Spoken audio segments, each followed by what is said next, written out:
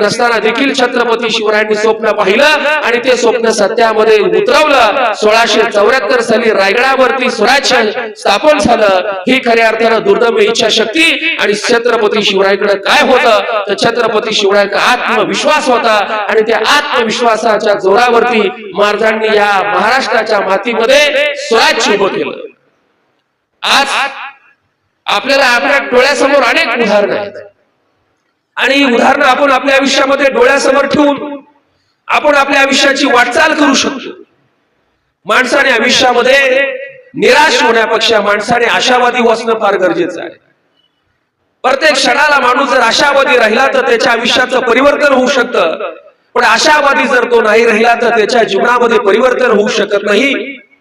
आज आपल्याला मला सांगता येईल की ज्यावेळेस आपल्या भारत देशामध्ये इंग्रज होते आणि त्यावेळेस आपल्या भारत देशातील असंख्य लोक लाखो लोक म्हणत होते की इंग्रज या देशातून कधी जाणार नाही, पण या देशातील असलेल्या लोकांना वाटायचं की एक ना एक दिवस हे इंग्रज आपल्या देशातून जातील, त्यांना जावं लागेल आणि ते आपल्या देशामधून गेले। खऱ्या अर्थानं त्यांच्या विचारांचा त्या ठिकाणी विचारांचा इतिहास,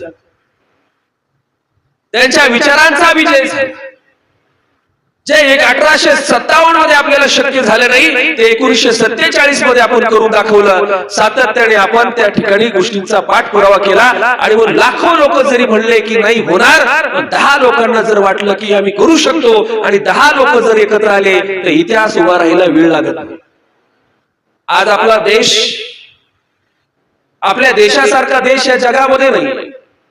जगामध्ये 292 देश आहे आणि त्या 292 देशामध्ये आपला एक देश आहे, पण आपल्या देशाबद्दल बोललं जातं की पवित्र ते कुळ पावन तो देश जे ते हरीचे दास जन्म घेती। या भारत भूमीमध्ये या मातीमध्ये जे आहे ते जगातील कुठल्याही मातीमध्ये भूमीमध्ये आपल्याला पाहायला मिळत नाही। या मातीमध्ये भक्तीचा रस आहे, या मातीमध्ये तुम्हाला सांगतो संघर्षाची ही माती आहे, या मातीमध्ये क्रांतीच्या ज्वाला आहेत, या मातीमध्ये लाखो करोड लोकांचं रक्त बलिदान केलेलं आहे।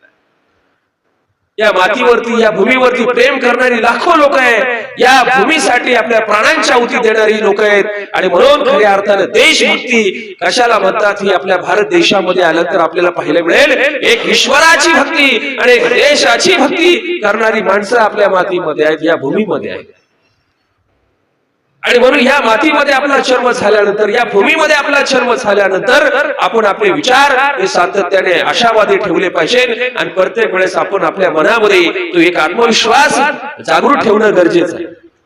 या जगामध्ये कोणी तुम्हाला हरवू शकत नाही जर तुमचा आत्मविश्वास जर तुमच्या सोबत असेल, तुम्ही जर तुमच्या सोबत असाल तर या जगामध्ये कधी तुम्हाला कोणी हरवू शकत नाही।